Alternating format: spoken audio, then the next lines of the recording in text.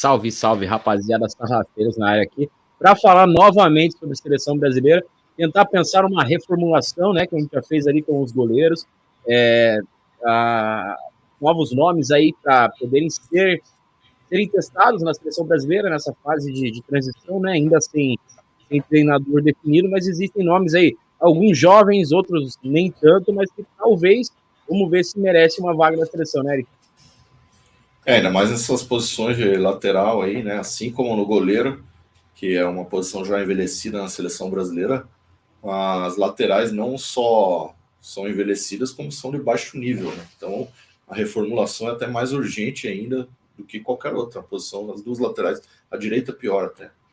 Não, as laterais do Brasil já, desde Roberto Carlos e Cafu, depois Daniel Alves e Marcelo dominaram a posição, depois disso ficou uma lacuna, porque laterais como Alexandro, Danilo, na minha opinião, não são laterais do nível dos seus antecessores, né?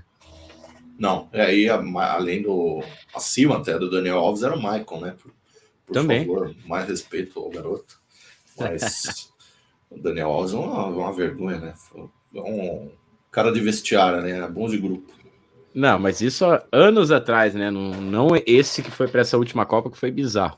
Mas aí, os laterais ali, lembrando que a gente levou o critério ali de notas do SofaScore, dá para ver que lateral é uma posição realmente difícil para a seleção, que as notas nem são tão altas quanto as dos goleiros, né? São mais baixas. A gente separou 3 laterais direitos aí, que se destacaram na atual temporada aí. O primeiro deles é o Dodô. Dodô é cria do Coxa, conheço bem. Não conseguiu jogar aqui, lógico, torcida pegando no pé. Foi pro Shakhtar, foi muito bem no Shakhtar durante algumas temporadas. Despertou interesse de Real Madrid e Bayern de Munique. Acabou indo para a Fiorentina e lá é titular, disputou aí final da Conference League, final da Copa da Itália, uma classificação tranquila, melhor do que nos anos anteriores da Fiorentina, e se consolidou. Só que o Dodô tem aquele negócio do lateral brasileiro também, né? Ataca melhor do que defende.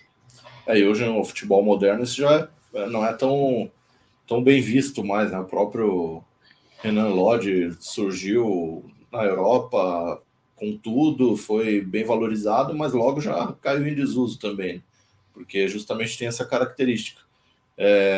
Por um lado, a gente não sabe por onde passa essa decisão aí, né? Se, como você disse, tem interesse de Real Madrid e Bayern, foi parar na Fiorentina. A gente não sabe quem que toma essa decisão, até que ponto era esse interesse. Mas também até que ponto era esse interesse e tal.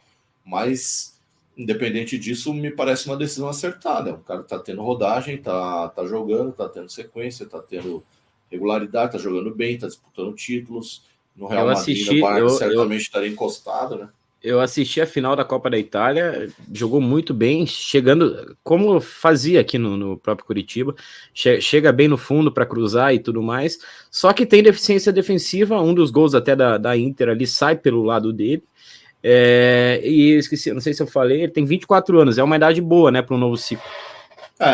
Tá um pouco tarde para começar a ser testado, mas ainda tá dentro, não tem nada de errado com a idade dele. Eu acho, como você falou, a base é as notas do SofaScore, que a gente já sabe que eu não confio tanto, mas já são notas mais baixas também, e acaba eliminando outros nomes até mais conhecidos, né? Como o Emerson Royal, por exemplo, que não é um grande talento da posição, mas é um cara que tá mais em evidência, né? O Emerson era o melhor ali, só que como a gente está fazendo ali, jogadores que nunca foram convocados, apesar do Dodô ter frequentado durante a base inteira sub-20, sub-17 da seleção, a principal ainda não. O Emerson Royal, se não me engano, tá com a maior nota ali dos laterais direitos brasileiros aí o que também não é tão coerente, né? Porque ele não joga tanto assim, né? É só um cara que está em clubes maiores, tá? Então, naturalmente, ele tem maior evidência, mas não é um cara com tanta bola assim também, né? Eu, particularmente, não gosto muito do Royal. Mas o próximo nome da lista aí é o Ian Couto, outra revelação aí do Coritiba. Saiu muito cedo, saiu muito. Eu não posso nem falar muito do Ian, porque a gente viu muito pouco. Acompanhei muito quando ele foi convocado para a seleção brasileira sub-17, jogou mundial, foi destaque, um dos melhores. Mas ele também tem a mesma, talvez, deficiência ali do Dodô. Ele ataca muito bem. e defende não tão bem. Foi o pedido do Guardiola, a contratação dele para o City lá atrás, ficou no City, foi emprestado para o Braga, para o Girona, ainda não conseguiu jogar no time do Guardiola, e a gente sabe que é difícil jogar lá, né? O Ian até essa temporada não foi titular absoluto, apesar de jogar a maioria das partidas, não foi titular absoluto do Girona, e jogou muitas vezes de meia direita, ao invés de lateral direito. Isso joga totalmente contra ele, né? O E problema é só, que... Eric, só para completar, ele é o mais novo aí da relação, tem 21 anos só, Sim, né? 21, né? Também. A idade tem que ser testada, no mínimo tem que ser testado. Eu fiz um comentário lá quando a gente estava falando de goleiros, né? Do Luiz Júnior, que não joga em tão alto nível assim e tal, clube de pouca expressão, mas isso porque tem mais opções, né, na posição. Agora, no lateral direito, não dá para a gente continuar iniciando um novo ciclo aí vendo o Danilo na convocação, que é um cara que já nem joga mais de lateral direito no clube dele há algum tempo, né? Então tem que pegar esses jovens aí mesmo e testar. Não, infelizmente, nesses nomes aí não acredito muito, mas quem sabe o tempo não traz uma evolução aí, contraria nós. O fato de não acreditar não significa torcer contra, né? Então tem que ser testado, o mínimo tem que ser testado, aí vai ganhando cancha, vai ganhando moral. O que não pode é o cara passar a carreira inteira sendo uma dúvida e quando tiver 50 anos, a única história que ele vai ter para contar é que foi o Guardiola que pediu a contratação dele, né? Isso não pode acontecer. Até o Girona, né, a equipe do Iacoto, terminou em 10º lugar aí a La Liga, uma boa posição. O Iacoto já tinha sido emprestado para o Girona, jogou acho que a segunda divisão, subiu e foi emprestado para o Braga depois. Mas o terceiro nome aqui tem até a menor nota, mas tem os melhores números aí como lateral na temporada, que é o Vitinho, cria do Cruzeiro, joga no Burnley da Inglaterra, não está na Premier League, subiu agora, foram campeões da Championship, e são números bons, e é um campeonato, querendo ou não, se a gente colocar a Championship com outros campeonatos, é um campeonato de bom nível, né? Sem dúvida, acho que vale mais hoje em dia ser campeão da Championship do que ser 10º colocado de La Liga. Eu acho que isso aí já joga a favor dele. E aí subindo aí para a Premier, se mantiver aí, tiver sequência e jogar, vai começar a entrar em evidência aí, jogando bem e logo já está subindo degraus aí em clubes maiores, né? Também é um cara novo, 23 anos ainda, então tem que estar no radar. Esses caras têm que ser testados obrigatoriamente. Agora mudando da direita para a esquerda, temos 3 nomes aí. Até quando a gente estava montando aqui, o Paulo Otávio ainda era do Wolfsburg, lateral também cria do Coxa, do Atlético Paranaense, ali jogou nos dois aí na base, já está com 28 anos e está acertando sua saída do Wolfsburg, depois de anos sendo titular da equipe, está indo para a Arábia. Talvez esse já esteja fazendo, apesar de uma nota boa ali, uma temporada boa, eleito lateral o lateral com mais assistências aí. Parece que esse já não pensa mais em seleção, né?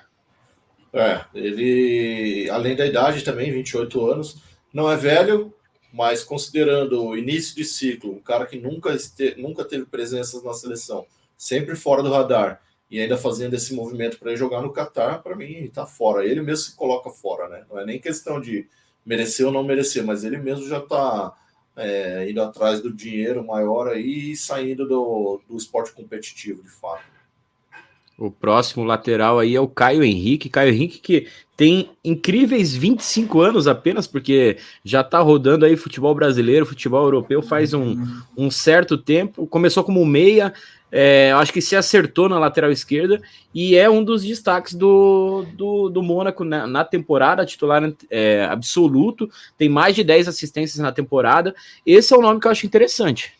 E é o mais conhecido, né, de todos que a gente trouxe aí, né, nessa posição de laterais. E no Mônaco, além dele, ainda tem do outro lado o tal do Anderson lá, que Foi vai chamado.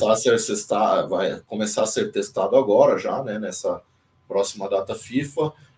Muita gente reclama desde a convocação anterior à ausência do Caio Henrique, então ele é um cara que pelo menos já está no radar aí há um pouco mais de tempo.